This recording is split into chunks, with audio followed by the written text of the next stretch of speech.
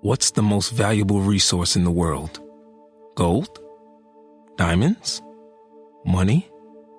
Of course not. Perhaps freedom? No, not quite. What is the one thing that once given immediately starts to gain value? Every day it becomes more coveted, and we all fear the day that it is finally taken away. Time.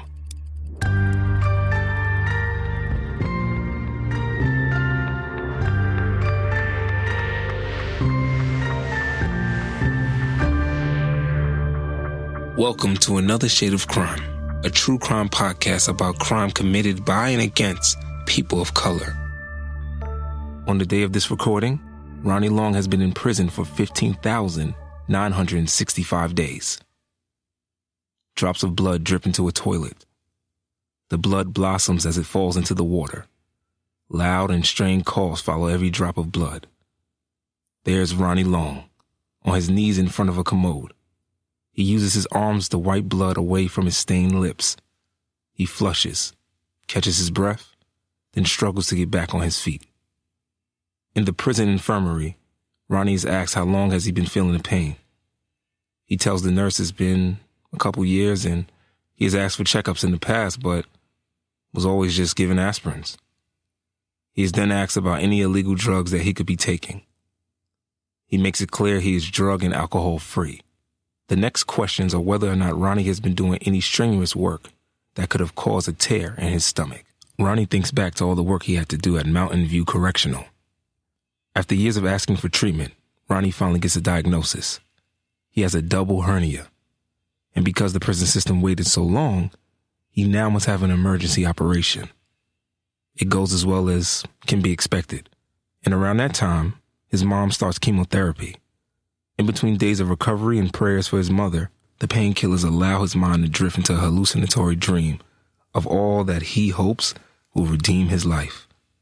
A call from his lawyer informs him that the Fourth Circuit Court is actually looking at his case and will decide whether or not to grant him oral arguments, which is the first stage of getting a new trial. Whoa. Was that a fever dream, or did he actually just get good news? He is not given a clear date for when a decision will be made. So, although this is good news, it still leaves him drowning in the muck of limbo. It should feel better, but he ponders all the things he should be doing to support his sick mother. He has been cheated out of the honor of actually taking care of his parents the way that they took care of him. That's how it should be. At some point, you should actually be the one taking care of them. He can't do shit for her. He can't do shit for anyone in here. And the embarrassment of that fact is almost too much to bear.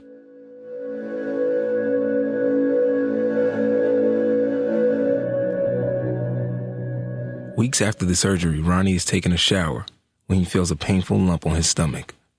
He goes back to see the doctor. He not only still has a hernia, he also has cysts on his liver and kidney.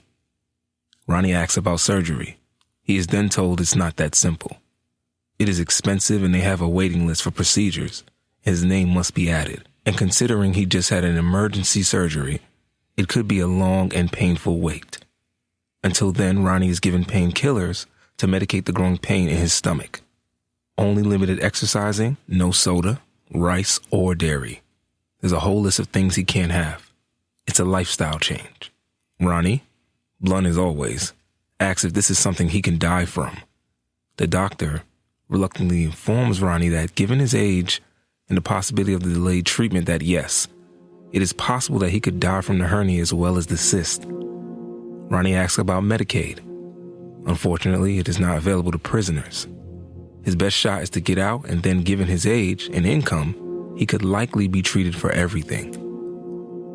And Ronnie finally gets an update on his ailing mother's condition. She's not responding well to the cancer treatment. Later that night, Ronnie sleeps alone in his cell. He's awoken by a strange noise. It sounds like wheels. The creaking sound grows closer. He looks at his cell door and makes out what looks to be someone sitting in a chair outside the cell. No, it's actually a wheelchair. As the wheelchair moves into the minimal light, Ronnie sees a very old man staring at him. The old man has no hair or teeth, and his eyes are blue from cataract. That awful and familiar voice creaks out some words. I told you so. The wheelchair rolls through the bars as Ronnie gets an even closer look. Indeed, this is a decrepit Ronnie Long, seemingly seconds away from dying. He seems cocky and almost arrogant about knowing the younger Ronnie's fate. The two men stare at each other, separated by 25 years, yet forever bonded by blood and a cruel fate that traps them in this body, as well as the very hell they presently occupy. Not done haunting Ronnie, the elderly man has one final piece of advice for him. You either gonna die in here, or by the time you leave here, there'll be no one left for you. No father, no mother, no friends. All alone in here, all alone out there. Don't matter. So you do what you should have done 4 decades ago. With his shaky and arthritis-stricken hand, he tosses something onto Ronnie's bed. It's a shiv, otherwise known as a prison-made knife. Ronnie gets up and takes the shiv. When he looks back, the man and his wheelchair are both gone. Ronnie sits back down on his bunk and studies the weapon.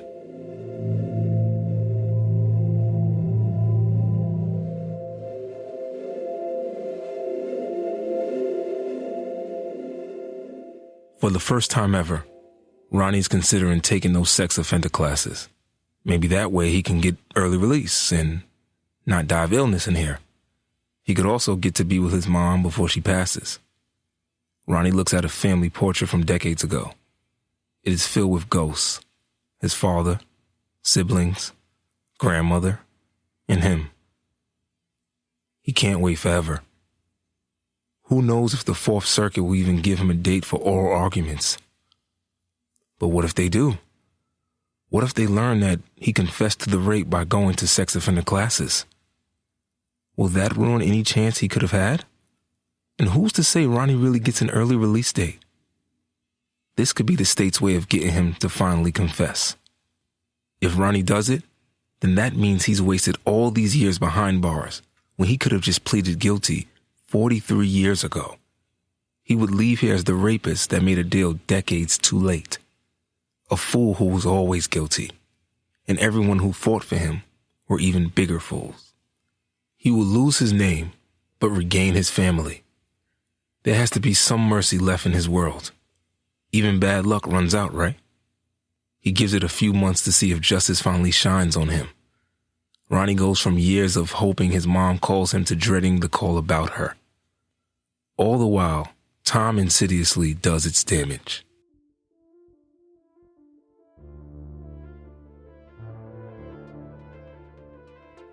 During this time, Ronnie began having conversations with James Hayes about having his story told on a podcast, this podcast. During one of our interviews, Ronnie is asked if there's anything he could have done to provoke these cops to set him up all those years ago. Ronnie proceeds to tell James 2 stories that have never been reported. As minors, Ronnie and his brothers like to tease the cops, whether it was pulling a prank or simply threatening to kick their asses if they take their badges off. Just fun and games, right? These cops have long memories, especially when you keep poking at them. As a 15-year-old, one of Ronnie's prized possessions was a 10-speed bike. Ronnie would ride around the block chasing his friends and siblings around or hanging out at the candy store on the corner. One night he is riding home when he notices a cop car hidden away behind a few trees. Can you smell those grilled hamburgers? Although it's the middle of the week, the block seems pretty lively, filled with kids playing and parents socializing. These activities are of no interest to the cops. They are, however, very interested in watching the several young black men who are inside of a car parked on the sidewalk. The men are all drinking. No crime yet. However, the second they crank the car up, they can be arrested. Ronnie decides to warn them. The officers watch as Ronnie rides over to the car and then literally points them out, exposing a valued hiding spot. The men in the car look over at the cops, then back to Ronnie, then proceed to exit the car. As they exit, they manage to flip off the cops. They high-five Ronnie and go inside. Ronnie rides away feeling good about his newfound status as the lookout. He turns several corners before he looks back and notices it. He's being followed. Before Ronnie can identify who is following him, he's blinded by bright headlights. That glare causes Ronnie to crash his bike. He skins his knees. But before Ronnie can protest the car lights, a loud police siren blares at him, ringing his ears and leaving him disoriented. After Ronnie composes himself, he looks around and notices the streets are now empty. The streets were lively just a minute ago. Ronnie's survival instinct kicks in, and he grabs his bike and begins to ride home. He ignores the bloody wound on his knee. The blood leaves a streak behind him. The cops slowly follow that streak. The siren still screams out. The scream that can turn a lively block party into a ghost town in merely seconds. Ronnie speeds up. So does the cops. In fact, they are now right on his heels. The bumper of the cop car touches the back of the wheel of his bike. This happens repeatedly until Ronnie is driven off his bike again. He crashes once more. This time, he tries to break his fall with his hands, but they end up getting cut on broken bottles. He wipes his bloody palms on his shirt. The cop car now slowly and almost methodically moves towards Ronnie. Fuck this. Ronnie gets up and quickly runs away, leaving behind his prized possession. After several blocks, Ronnie makes it home. He rushes inside, slams the door behind him, and locks it. He notices to his dismay that the house is dark and silent. He now remembers his family is out at church. Ronnie wishes they were here instead. He catches his breath and notices how bloody he is. He decides to clean up. But before he can move away from the door, a series of loud knocks shake the door frame. Ronnie's heart stops. He does not answer. There are more knocks until Ronnie, with a weak voice, finally asks, "Who is it?" No answer at first. Ronnie turns around and decides to look through the peephole. Before he can take a peep, a deep, authoritative voice asks, "Where are your parents?" Ronnie answers they are not home, but then immediately wishes he could swallow those words back down his throat. After an uncommonly long pause, the voice answers, "We'll see you later, young man." Ronnie hears footsteps walking away, and then the glorious sound of a car starting up and peeling off. Finally, he can breathe. Ronnie takes a deep breath, then goes right into his second story. 3 months before Ronnie was arrested for the rape, he attended a football game. At that game, he met a young lady named Lydia Brooks.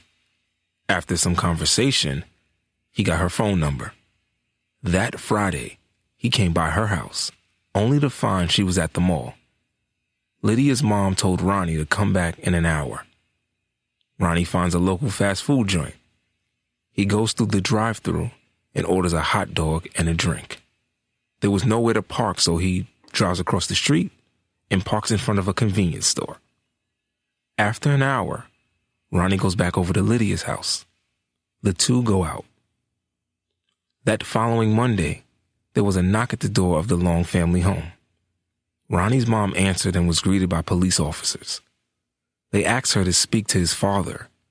She tells the officers James Long is out of town. They notice his car is still parked in the driveway. She tells them that most of the time her son Ronnie drives that car. They ask to see Ronnie. They ask Ronnie to come downtown with him for a few minutes. His mom asks should she call a lawyer. What's going on? They rather not say, but will only need Ronnie for about an hour. He agrees on the condition that he can call his mom when he arrives and leaves. Once he arrives, they ignore Ronnie's questions and take several pictures of